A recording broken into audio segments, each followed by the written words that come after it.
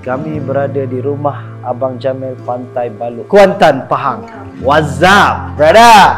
Perasaan tu for sure penat, tapi happy sebab selesai smooth dan alhamdulillah lah dipermudahkan.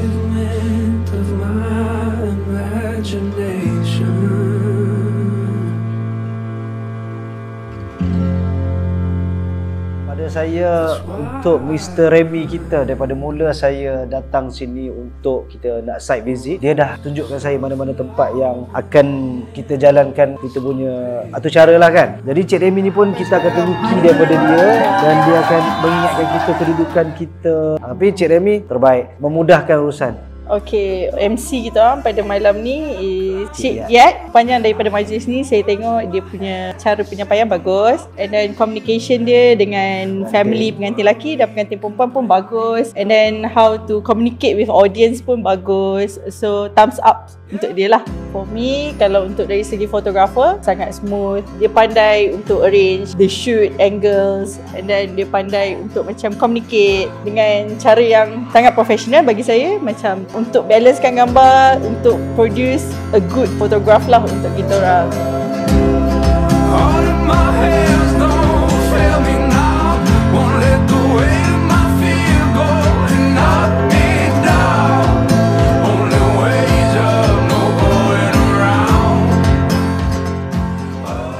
Mula-mulanya tengok rumah Abang Jamil ni dalam Instagram. Jadi saya nampak rumah Abang Jamil Pantai Balok dan saya berbincang dengan family nak buat dekat sini.